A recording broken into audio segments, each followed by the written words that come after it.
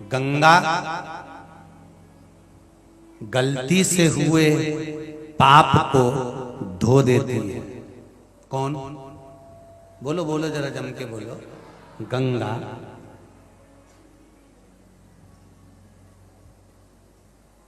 गंगा जी वही पाप धोती है जो गलती से हुआ है, अनजाने में हुआ है। गंगा उस पाप को धोती है। जो जानबूझ कर पाप किया जाता है उसे गंगा नहीं धोती, उसे यमराज का लठ धोता है।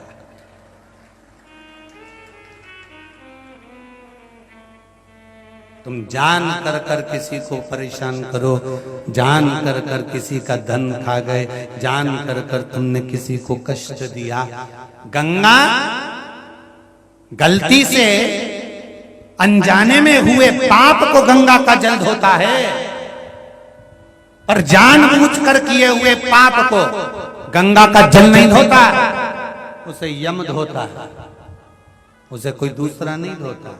जब यहां से उठा के ले जाएगा ना अंतिम समय में, और ब्लैक कलर की स्कॉर्पियो में बांध कर, मेरे भगवान शंकर के पास व्हाइट कलर की टवेरा है नंदी, पर यमराज के पास में ब्लैक कलर की स्कॉर्पियो है पाड़ा, और उससे जो बांध कर ले जाएगा धोते धोते ले जाएगा, और तुम चिल्लाती रह जाओगी मैंने कहीं बिगाड़ा, मैंने कहीं बिगाड़ा, मैंने क्या बिगाड़ा। मैं यमराज में तेरे हाथ जोड़ू, मुझे मत मार। अभी तो मैंने 3 दिन पहले ही लाल कलर की साड़ी ली है, एक बार भी नहीं पहनी यमराज, एक बार छोड़ दे बंस मोर,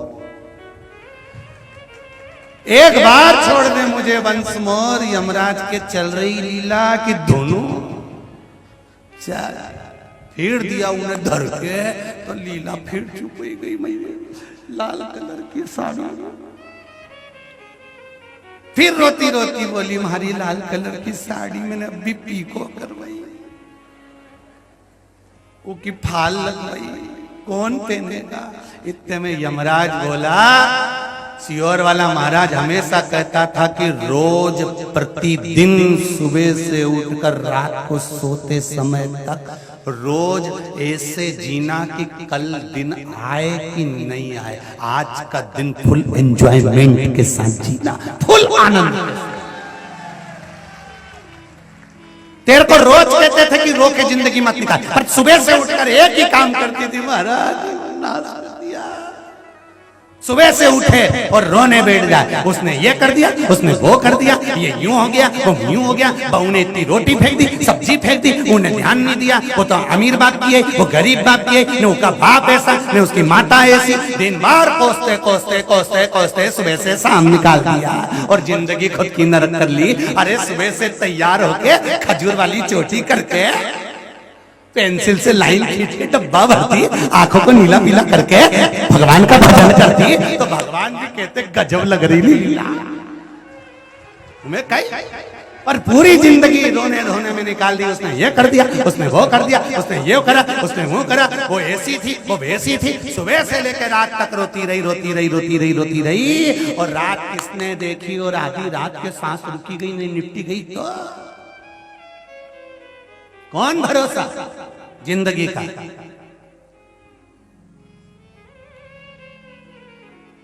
कौन भरोसा। एक से बढ़कर एक साड़ियां रखी हैं अलमारी में, बोलो री जी, किसी किसी साड़ी का तो नंबर ही नहीं लगता, साड़ी भी कहती हो कि अब तो पहन ले, कई बार तो रख रही है दूसरी गिर जाती है, मुझे तो पहनो। साड़ी भी कहती है कि मुझे पहनो। 52 साल की हो गई, कब पहनेगी मेरे को, तेरे मामा जी ने दी थी, उस दिन से पीको करके धरी हूं, फैशन ही खत्म हो गया, अभी भी धरी हूं, पहन तो लो। साड़ी भी कह रही है, बार बार गिर के कह रही है, फिर बार बार हाथ में आई तो इसने पलंग पेटी में धर दिया, अब पहनू ले, उन्हें पलंग पेटी में धर दी। दिवाली पे पलंग पेटी साफ करी तो उन्हें निकल के आ गई, हो राम इतनी बढ़िया धरी, मैंने तो पहनी ही नहीं, फिर निकाल के ऊपर धर ली, फिर पहनने वाली थी, सारी तैयारी हो गई।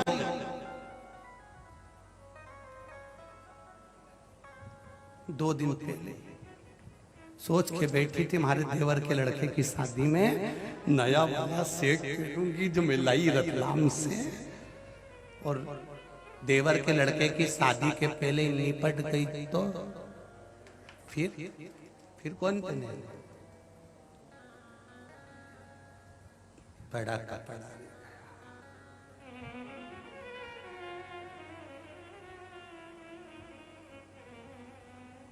सब धरा रहे। पार्वती जी ने शिव जी से पूछा, ये भूमि पर राम जी को भी आपके शिवलिंग के पूजन की जरूरत है?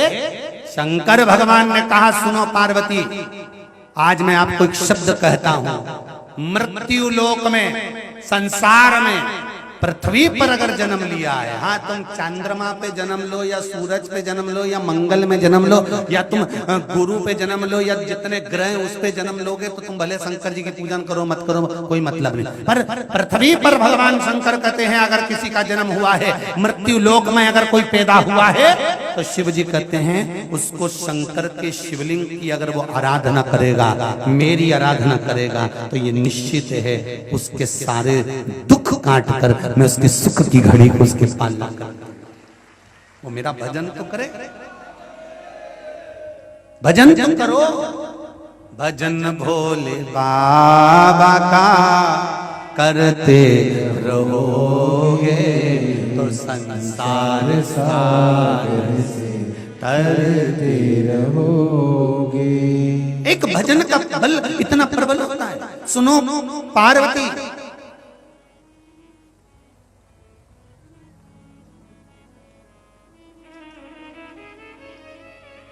सत्य के बल पर भगवान मिलता जरूर है। शंकर भगवान ने यहां लीला रच दी। मेरे देवाधिदेव महादेव पार्वती से बोले मुझे कोई जरूरी काम आया है, मैं जा रहा हूं। तुरंत समुद्र के तट पर माता पार्वती को छोड़कर शंकर भगवान चले। मेरा ओ घड़ी, मेरा शंभू पार्वती जी को छोड़कर चले। पार्वती जी ने ध्यान लगाकर देखा कि आज मेरा तीज का व्रत है और तीज का व्रत मुझे भगवान की पूजन करना है। पार्वती जी ने बालू रेत का शिवलिंग बनाया, पूजन करी समुद्र के तट पर। सारी पूजन करने के बाद वहां पर पार्वती जी भगवान शिवलिंग को विसर्जन कर दी। शाम को सुबह सुबह के समय पर भगवान शंकर आ गए और शिव जी ने आकर पूछा, क्यों री पार्वती, कल तीज का व्रत था, तू हर तीज पर मेरी पूजन करती है, तूने मेरी पूजन नहीं करी? पार्वती जी बोली, कैसे नहीं करी, मैंने आपकी पूजन करी है। तेरे पास कोई प्रमाण है पूजन का?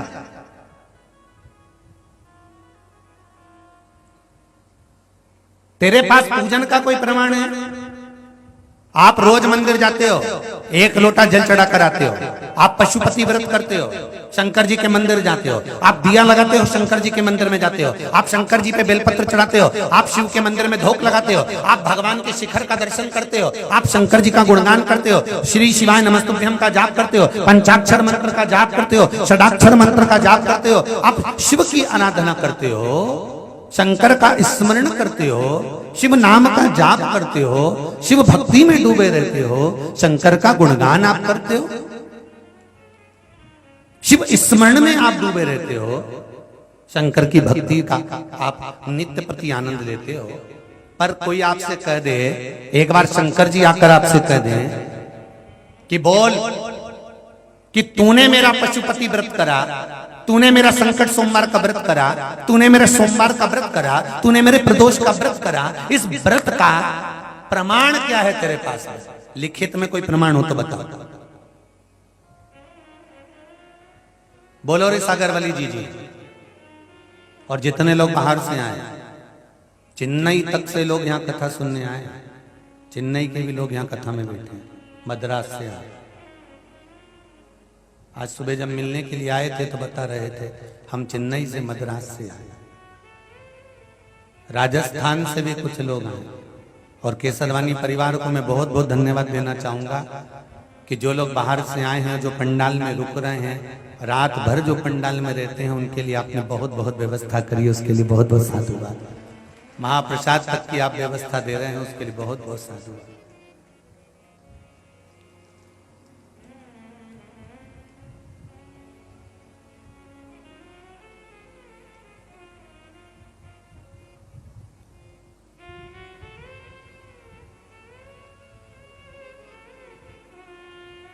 हमारे समिति के कुछ कार्यकर्ता यहीं पास में ठहरे हैं, उनका भी रात्रि को 11 बजे फोन आया, गुरुजी यहाँ पर जो लोग रात को रुके हैं तो कोई सागर से एक भैया झोले में कोई सामान भर के लाया और सबको बांट कर गया गुरुजी।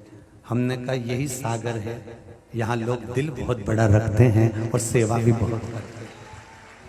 उनको मालूम है कि दान धर्म और पुण्य किसको कहते हैं, यही सेवा का भाव।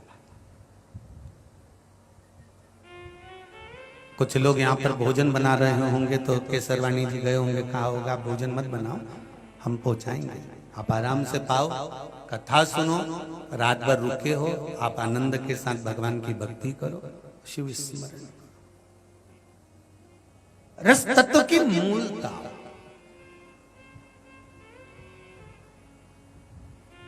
प्रमाण क्या है आपके पास? आपने पशुपति व्रत करा, उसका प्रमाण क्या है? आप एकादशी का व्रत करते हो, उसका प्रमाण क्या है? आपने प्रदोष का व्रत करा, उसका प्रमाण क्या है? आपने संकट सोमवार 16 सोमवार करे, उसका प्रमाण क्या है? आपके पास में कुछ लिखा पड़ी है कि मैंने व्रत करा था, मैं दिखाऊंगी भगवान को। शिव महापुराण में माता पार्वती जी ने शंकर भगवान से कहा कि मैंने तीज का व्रत करा था। शिव जी ने पूछा आपके पास कोई प्रमाण है कि आपने तीज का व्रत करा था? इसका कोई प्रमाण आपके पास में है? पार्वती जी बोली है, प्रमाण है? हाँ, ये जो सामने गाय खड़ी है ना, ये गौ माता जो सामने खड़ी है, ये मेरे तीज के व्रत को पूरी देखी है। पार्वती जी ने गाय को बुलाया, कहा बोल गौ माता, मैंने तीज का व्रत करा कि नहीं करा, पूजन करी कि नहीं करी, बोल। गौ माता ने मुंडी हिला, नहीं। शिव जी ने कहा देख ले पार्वती, देख तू मुझसे झूठ बोल रही थी। पार्वती की आंखों में जल भर गया और गौ माता को देखकर बोली, री गौ माता तुम मां होकर मेरे स्वामी के सामने झूठ बोल रही है? तूने झूठ बोला है, तेरा सारा शरीर पवित्र है, पवित्र रहेगा, जगत हित का कार्य तेरा संपूर्ण शरीर करेगा, पर गौ माता तूने झूठा प्रमाण दिया है, झूठ बोली है। इसलिए पूरी दुनिया के लोगों को मालूम रहेगा कि गौ माता में देवता बसते हैं, उसके बाद भी भूल से तेरे पास झूठन खाने को जरूर आएगी, क्योंकि तू झूठ बोलती है, तू झूठ बोली है, इसलिए झूठन तेरे सामने आ जाती है। आप भी गौ माता को झूठा नहीं देना चाहते? आप भी जानते हो कि गौ माता के साथ में, गौ माता के शरीर में, गौ माता के अंग में देवता बसे हुए हैं। आप भी जानते हो कि ये गौ माता है, भगवान है, पूज्य है, देवतुल्य है, तारणहार है, सब जानते हैं। उसके बाद भी गाय को झूठन चली जाती है, क्यों? क्योंकि श्राप लगा, तुम नी भी दोगे तो भी वो चली ही जाएगी।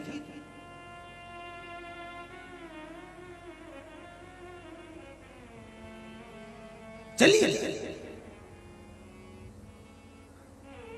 गौ माता ने उस समय पर पार्वती के सामने आंखों में जल भरकर रो दी। गौ माता रोई,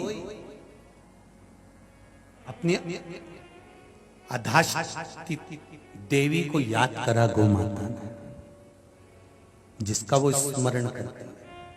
आप गाय का स्मरण करते हो और गौ माता किसका स्मरण करती है? माता संतोषी का, गणेश जी महाराज की बेटी का। गणेश जी की पुत्री का नाम क्या है? जम के बोलो। संतोषी। गणेश जी के पुत्र हैं, बोलो जम के, शुभ और लाभ। गणेश जी के पोते हैं अमोद और प्रमोद। गणेश जी के पर पोते हैं, पर पोते स्वास्तिक, बेटी है संतोषी। गौ माता ने संतोषी को याद किया। गणेश जी की पुत्री संतोषी दौड़ कर आई।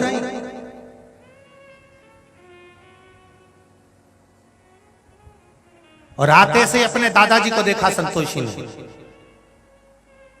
दादाजी कौन? अरे बोले जम के, भोलेनाथ, शिव जी। अपने दादाजी को देखा और दादाजी को देखकर, दादी को देखकर संतोषी ने कहा, इस गौ माता से थोड़ी सी झूठ बोला गया, अपशब्द कह गया, गलती हो गई, झूठ बोला, क्षमा चाहती हूं दादाजी। मेरे साथ रहने वाली, मेरे साथ में रहने वाली ये गौ माता झूठ बोल दी है, मैं क्षमा चाहती हूं दादाजी। ठीक है। एक शिव जी ने कहा, संतोषी तुम मेरी पोती हो। गौ माता भी यहां खड़ी है, पार्वती भी यहां खड़ी है। मैंने पार्वती से प्रमाण पूछा कि तीज की पूजन तूने करी, इसका प्रमाण क्या है? तो पार्वती ने गौ माता को खड़ा कर दिया और गाय झूठ बोल दी। जिस समय पर एकादशी का व्रत हो, सोमवार का व्रत हो, मंगलवार का व्रत हो, शनिवार का व्रत हो, रविवार का व्रत हो, छठ का व्रत हो, चतुर्थी का व्रत हो, पंचमी का व्रत हो, सोमवार का व्रत हो, पूर्णिमा का व्रत हो, संतोषी का व्रत हो, लक्ष्मी का व्रत हो, संसार की माताएं, पुरुष ना जाने कितने व्रत करते हैं, पूजन करते हैं, मंदिर जाते हैं, अनुष्ठान करते हैं। इसका प्रमाण क्या रहेगा?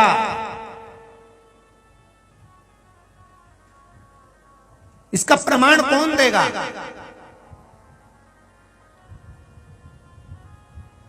संतोषी माता ने हाथ जोड़कर कहा, दादा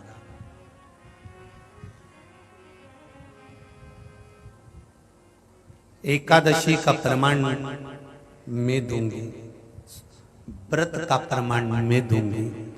जब नारी या पुरुष किसी भी भाव से शिव मंदिर में जाता है या नारायण के मंदिर में जाता है, राम मंदिर में या कृष्ण मंदिर में जाता है, वहां जाकर जब भगवान के चरणों में शीश नवाता है, अहंकार का ये मटका वहीं समाप्त हो जाता है। संतोष उसके सिर पर बैठ जाता है। मंदिर में जाने से संतोषी संतोष प्रदान कर देती है और आपके व्रत का प्रमाण देने की गारंटी माता संतोषी रख लेती है। ये मेरे मंदिर तक आया। क्या मिलता है शिव मंदिर में जाने से? क्या मिलता है राम मंदिर में जाने से? क्या मिलता है कृष्ण मंदिर में जाने से? क्या मिलता है तीर्थ में जाने से? क्या मिलता है भगवान के पास जाने से? क्या मिलता है शिव महापुराण की कथा में जाने से? क्या प्राप्त होता है? तो आप दमदारी से कह सकती हो कि भगवान की कथा में जाने से, मंदिर जाने से हृदय को संतोष प्राप्त होता है और प्रमाण मिलता है कि मैंने कथा श्रवण करी है, शिव मेरे साथ है। ये प्रमाणिकता है। तुलसी का दल, जल और बेलपत्र, याद रखिएगा। क्या क्या चीज? जम के बोलो जरा।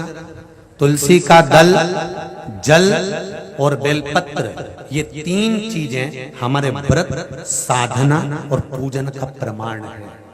किसी भी देवता की पूजन करो, अगर उसमें पंडित जी पूजन करा रहे हैं तो जल का पात्र भर कर रखते हैं, उस जल के पात्र का भी पूजन कराते हैं। क्यों?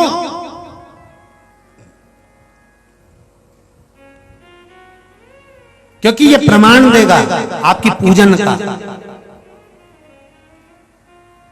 शिव जी के पूजन में बेलपत्र चढ़ा रहे हो तो वो बेलपत्र प्रमाण है। इसलिए कहा जाता है आपके पास में बेलपत्र नहीं है तो शंकर जी के मंदिर में शिवलिंग पे से उठाकर बेलपत्र को धोकर वापस चढ़ा दो। ये प्रमाण है कि आप शिव जी के मंदिर आए, आपने आराधना करी, आपने शिव स्मरण करा, आपने शंकर का गुणगान करा। ये प्रमाण है। तुलसी का दल प्रमाण है। गौ माता तो झूठ बोली है इसलिए झूठन तुझे मिल रही है। अगर तू झूठ नहीं बोलती तो झूठन नहीं मिलती।